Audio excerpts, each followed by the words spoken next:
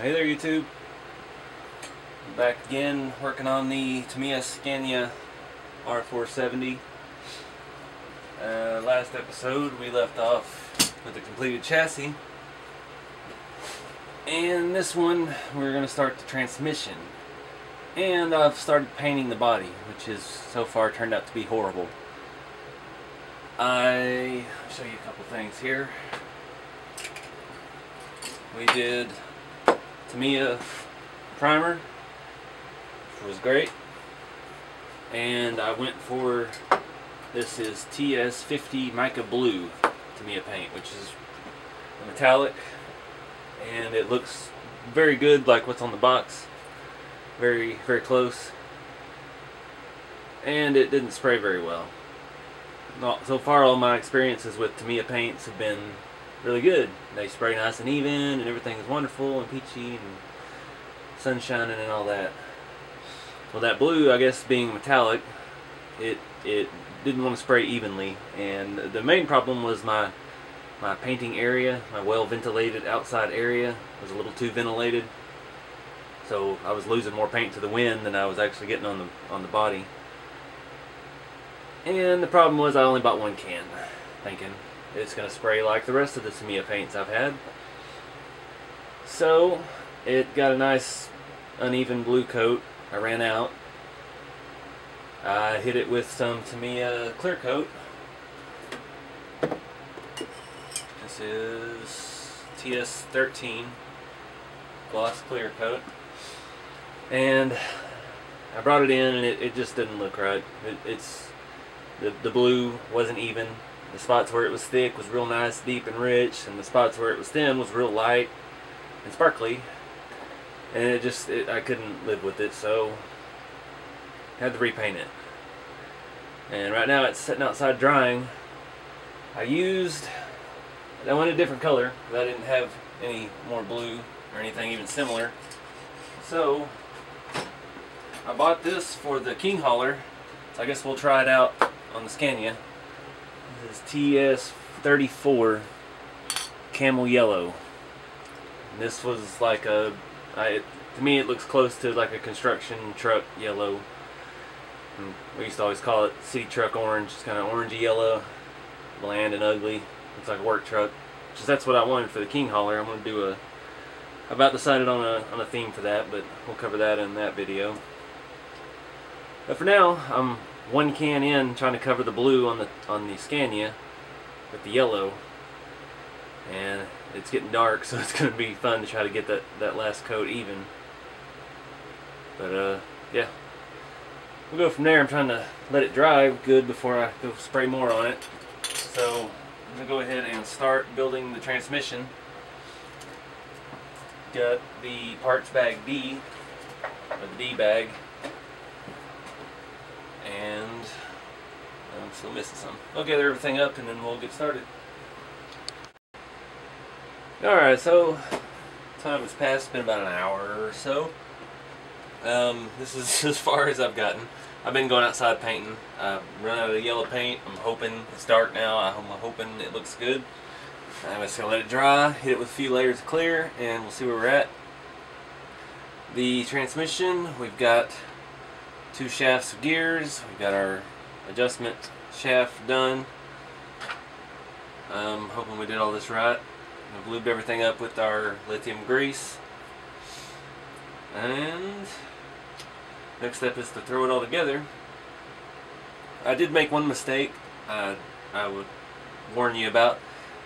The J parts tree, the kind of translucent white, yellow, glow-in-the-dark looking, yeah, that's J. I went in and took everything off of here. I don't recommend doing that before you start, because there are some very similar pieces and it's hard to tell from their drawings which one's which. So I would recommend leaving those on there until you need that specific part. That took me a minute of trial and error to figure out what went where. But other than that, it went pretty smoothly. Did put ball bearings in. There is a step here on 18 where it shows the J7 gear, which I believe is one of these two here, and it says to glue the brass bushing into plastic. It's not really a gear. It's one of the slider rings that lock the gears into place. And I put a ball bearing in it, so I did not glue that. I don't think glue in a gearbox is a good thing. The ball bearing is going to spin a lot better. You don't need the bushing glued into the plastic piece so it spins on the shaft.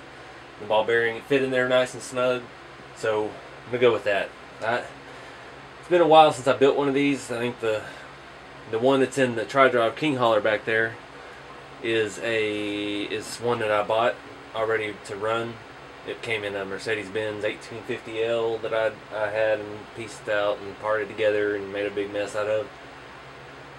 And I just painted the outside red and made it a Cummins. So I haven't built one of these yet. This is my first actual 3-speed for the semi-truck. But I've built several of the 3-speeds for the high lift, which is basically the same thing. You have a different motor mount plate and you have dual output shafts. So it's the same transmission though, and it's been a while, but I see the similarities. They're almost identical. So that's what I did before. I, of course, always built it with a ball bearing upgrade. But next step is to start piecing, actually get both sides of the, there's a spider, both sides of the transmission together, get the shafts in place. I got spiders everywhere tonight. That's the second one I've had to kill. But anyway, I'm going to go outside and check on the cab, see how the paint's going, and then we'll come back and get this transmission buttoned up. Alright, so cab's looking better. The front air intakes are ruined, however you say it. They got a little heavy on those. I forgot about them because I painted the insides black, and then I brought them over at the last minute and went too heavy on the finish, so we've got a lot of mess in them. Still needs to dry. That's my problem, is patience. I'm gonna have to order some more paint. I took all the hobby shop that's closest to me had. I think it'd be cheaper just to order it online, because the next hobby shop that's gonna have it's about an hour and a half, 2 hours away. So I'm gonna have to order another couple cans. Well, I need to order more because that's the color I wanted to do the king hauler. So yeah, just trying to rush it, messed it up. You can see the blue underneath. Let that dry for a few days. I'm going to go ahead and order some more of that was Tamiya Camel Yellow TS34. Makes a good construction color. It has a lot of gloss in it, which I like. I didn't put any clear coat on this. This is just the finish, so I think it'll look good once I get a more even coat on it. Just let all this stuff dry for a few days while I'm waiting on more paint to show up. But anyway, get back to the transmission. Alright, so the transmission is built. Next step is to mount the motor, put the covers on, and put the linkage and mount the transmission. That is a royal pain in the rear.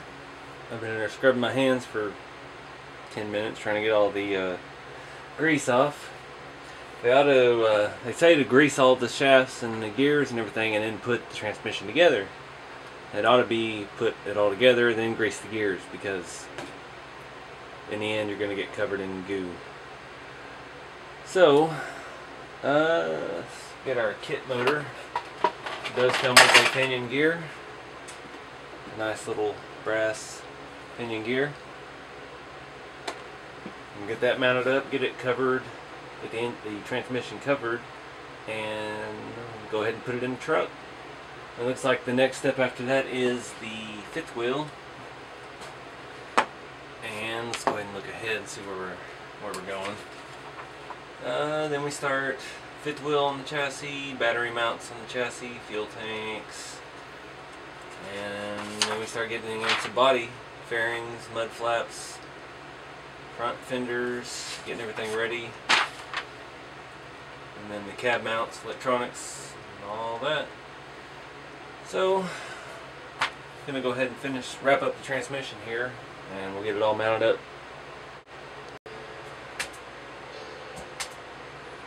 Alright, so before I button all this up, just want to do a little spin.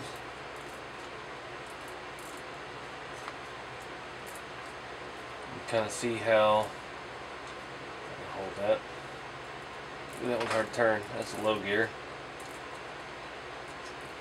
It automatically goes back to the middle second gear. And you got third gear. Everything nice and greasy. It's pretty neat setup. It's got a lot of similarities to some real transmissions. And looks like our next step is the outer casing, the linkage, and then we're going to go ahead and put it in. Alright, so transmission is in, driveline is installed. It, for all whatever purposes, it's a runner now. The again, the J parts tree, the translucent looking glow in the dark plastic gears, do not take those off the tree until you're ready to use them. I had it all buttoned up ready to go, and the J4, which is a little spacer that goes behind your drive shaft cup, I left it off because I didn't have it on the tree. I didn't know that's what it was. So I had to take the engine or the transmission back out and add that to it. So just remember to leave those on the tree. Next step, we're looking at the fifth wheel, the hitch. And not a whole lot to that, so we'll knock that out real quick. Alright, I skipped a few steps. Once you get the hang of these Tamiya kits, you start learning what screws are what, and you just start flying. Don't know at this point what a BC1 is, then you're in trouble. So, got our fairing mounts, our fifth wheel release mechanism. That's not the most stout piece there, it's kind of wobbly. That screw, I'm afraid, stripped out very easily. Still, yeah, there's nothing I can do about that. Eventually I'll upgrade to the aluminum deck plate there with the mount for the fifth wheel release, but for now I'm just going to build it box stock. We've got everything on it. Fifth wheel looks a little far forward. I don't know, all the trucks here in the United States, I mean, that would be between your dual axle. That would be the right spot, but for a single axle it's a little far forward.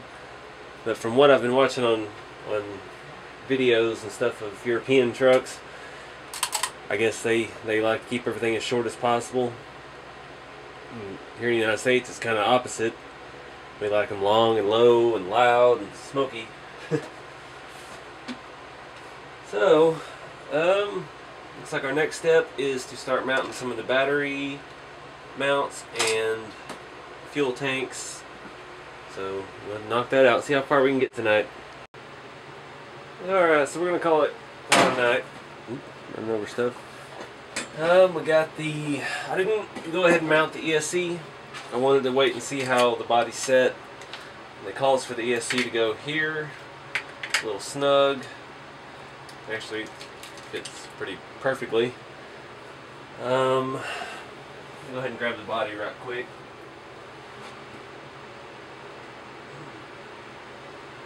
Body still needs several coats of paint, but that's kind of what we're looking at. I don't know how that's going to cover the ESC right there. That's an odd spot for it. But chassis is just about done. The next step starts with the rear tail lights and then goes to the fairings and front fenders. We do kind of around and then we mount the cab on top. So we'll pick it up there. As always, thanks for watching. Please like, subscribe, and share. And stay tuned. There'll be more coming up real soon.